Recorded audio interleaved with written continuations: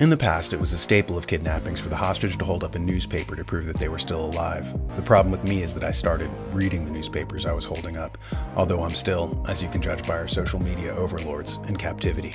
Nevertheless, I'll try my best to get what news I can out to you given the constraints. First up, stories on the domestic news front that I'm tracking.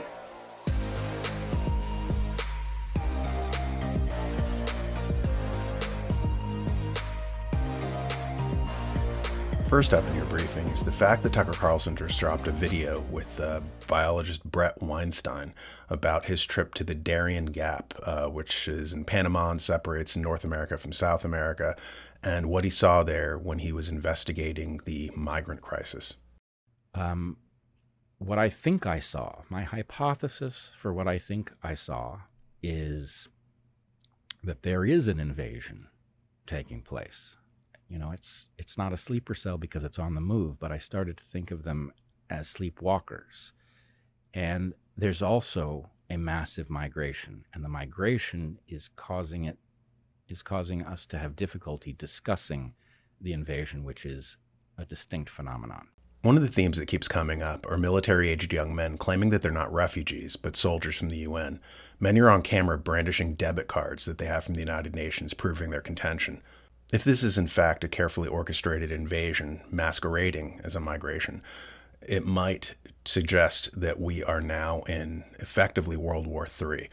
And Americans have this cognitive bias. They're kind of like the Polish cavalry in World War I. You know, they were still operating from the time period of the Crimean War in the 19th century, and they had horses and swords, and, all of a sudden, in World War II, when the Germans come in with tanks, the Poles were still acting like it was World War I, and they just got, steamrolled by panzer divisions as they were on their horses brandishing their swords. So there is a sort of normalcy bias that will make us think that, just like the Polish people, that the current World War will look like the previous World War, where, they're expecting people to be in uniforms. They're expecting people to conveniently identify themselves. And it's kind of, it's a delusional phenomenon that the enemy will be playing by the rules. So you have to understand that on a certain level, in this case, conservatives operate much like liberals, right? So liberals will go to a gun-free zone, and they'll say, well, how can crime happen here? There's a gun-free zone. Look, there's a sign that we posted.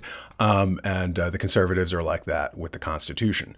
They think that they'll have this piece of paper, and that, that paper will stop all sorts of, evils and nefarious behaviors and treason, because, of course, the politicians on the federal layer will be, observing the rules, and John Stuart Mill talks about that in Considerations on Representative Government. He says that, no matter how good your Constitution is, it's worthless if it does not have a people to defend it. The quote is, "But political checks will no more active themselves than a bridle will direct a horse without a rider. If the checking functionaries are as corrupt or as negligent as those whom they ought to check, and if the public, the mainspring of the whole checking machinery, are too ignorant, too passive, or too careless and inattentive to do their part, little benefit will be derived from the best administrative apparatus."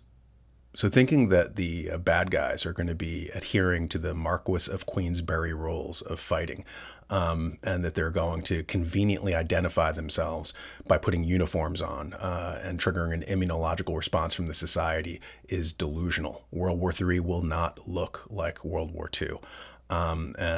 Just kind of like, the UN, right? So war essentially, what it would appear to be when you trace the funding, is being waged by the United Nations, which is really a war waged by the British Empire to reabsorb the United States into its grid.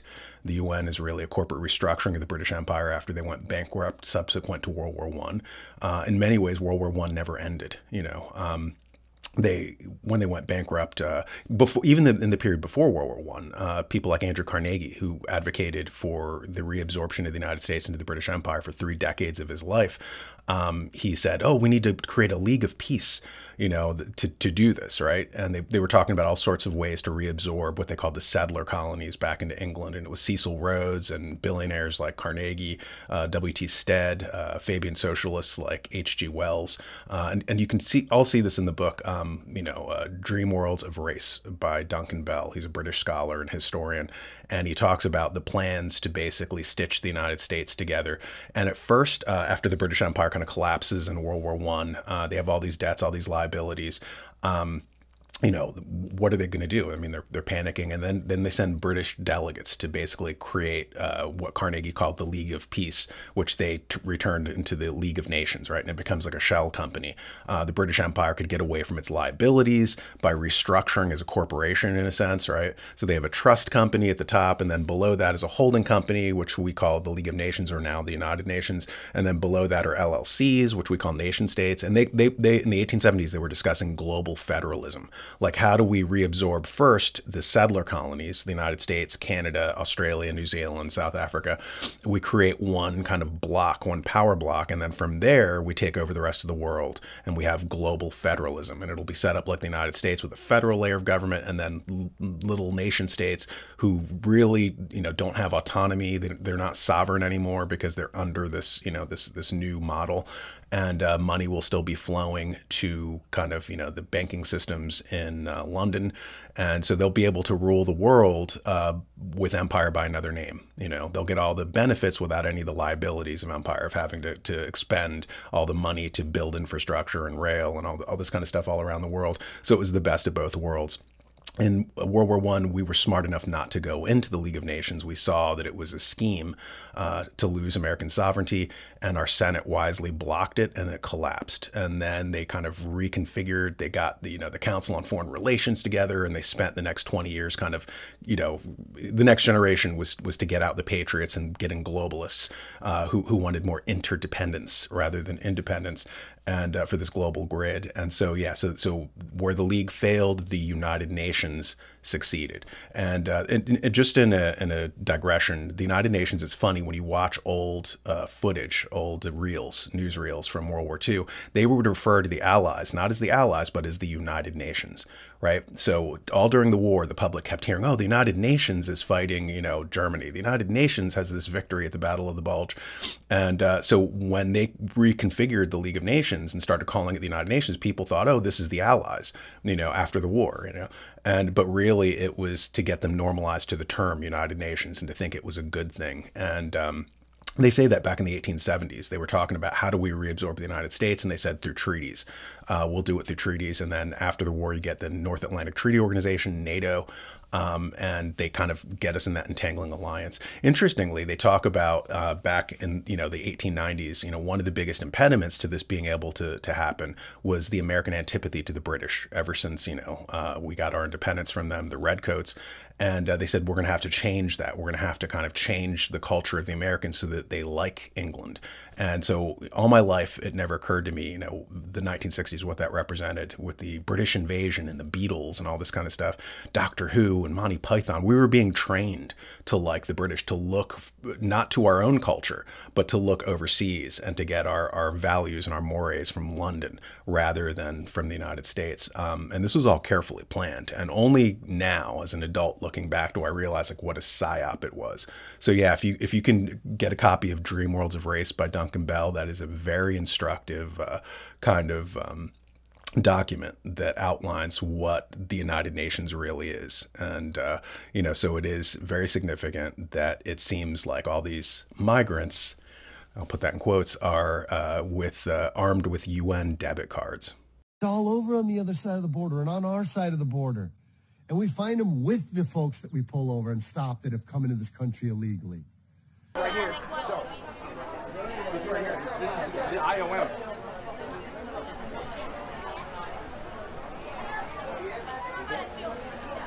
That's Spanish. The OIM is what it says on his vest. That's Spanish for the IOM, the International Organization of Migration. That's the migration arm of the United Nations. You can see here that he was kind of trying to turn away. He didn't really want to be in the camera. Tienes que preguntar primero antes de grabar a las personas, por favor. Repite. Ask me. Oh, permission. So that's what's going on. He's from the OIM. That's the United Nations out here giving all sorts of aid.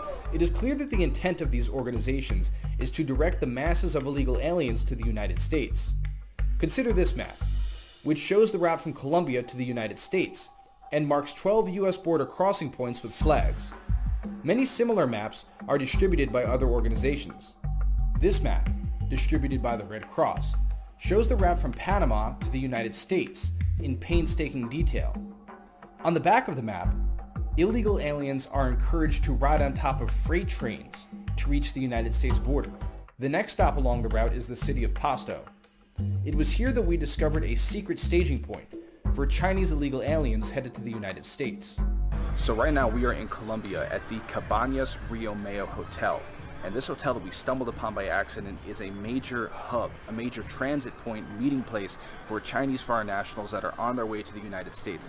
And last night when we were here, we were eating at this hotel restaurant, and we were the only foreigners that were not Chinese. I mean, literally the entire hotel is just Chinese foreigners. We spoke with the hotel staff here and they confirmed that. And while there are some women and children, it's mostly military-aged males. There's some right behind me right now, actually. One thing to note is that among all of the foreign nationals that are entering the United States illegally, the Chinese are among the most well-funded and the most sophisticated in the way they go about getting to the United States. They're the ones that are taking planes. We're right across the street from an airport right now, and they also have established networks. And this hotel that we're at is proof of that. It's all Chinese, and for some reason they all know to come here. It's because they are in direct communication. People that are further up the trail or that have made it to the United States are telling people that are on their way, hey, this is a hotel that's safe for you. You can see a lot of the writings, a lot of the signs in this hotel are written in Chinese. Again, this is further proof that it's not by accident. It's not just some sort of one-off occasion that there's all of these Chinese nationals here at this point. That is, there are definitively Chinese spies in the United States. Are the Chinese police in the United States?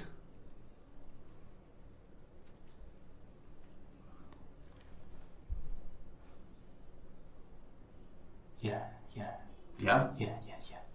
便衣警察。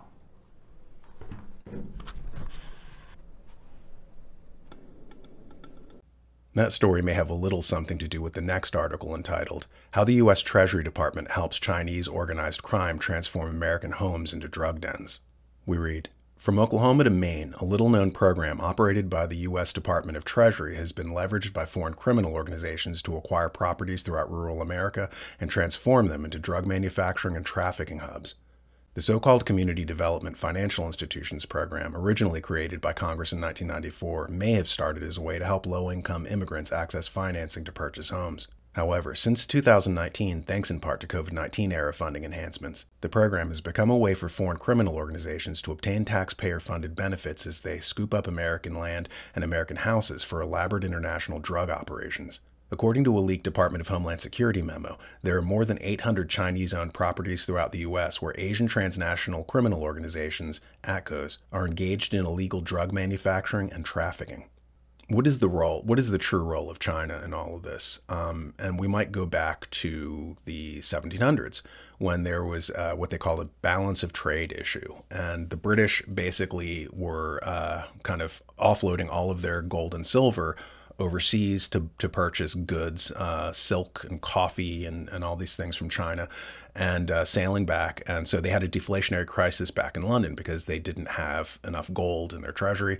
So somebody had the bright idea of replenishing their treasury by essentially doing drugs, heroin, opium in China, right? So they started growing opium in India. An estimated 1 million Indian farmers died because they were told to stop planting food, and they starved, caused a famine and a crisis there. And they were told to grow opium poppies, which were then to be sold in China. And so the British created this international kind of drug syndicate out there.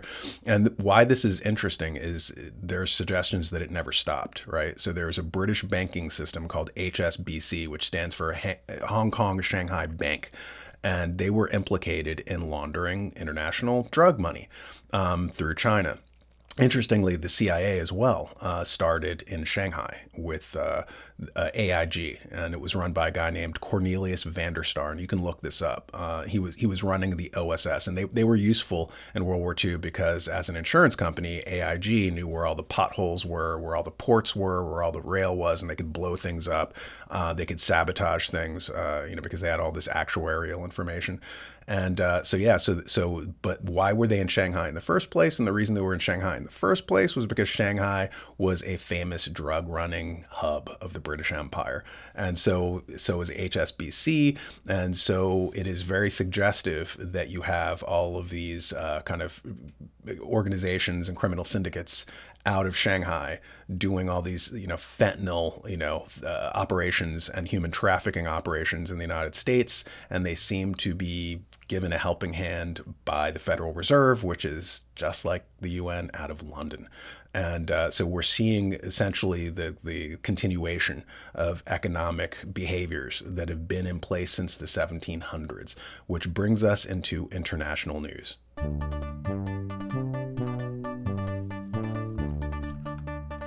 Keeping with the theme of China, we see the headline, China's lithium producers see profits collapse as EV demand craters.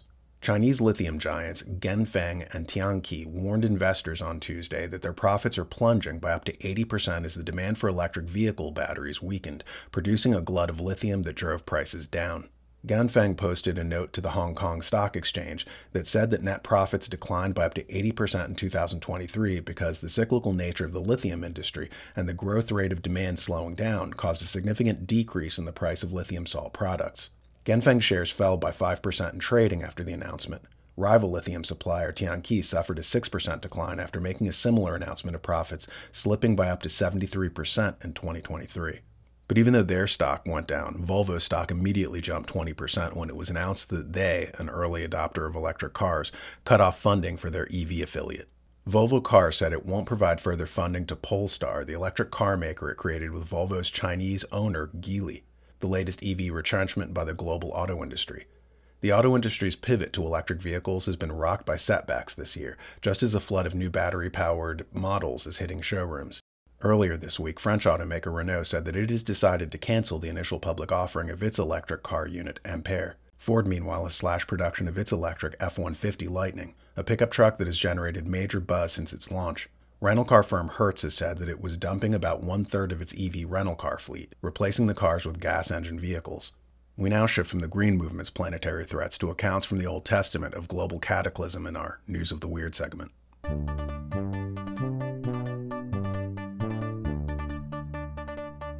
An international team of scientists may have discovered Noah's Ark.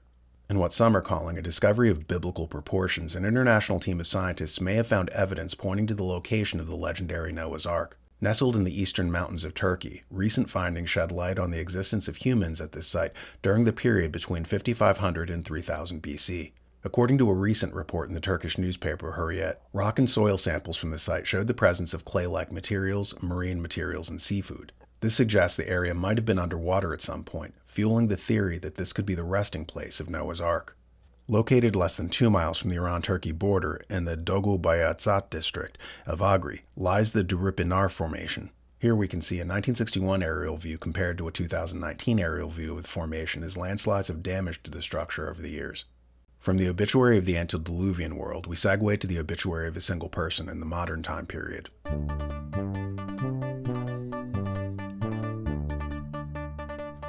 Ellen Gilchrist, 1984 National Book Award winner for Victory Over Japan, dies at 88.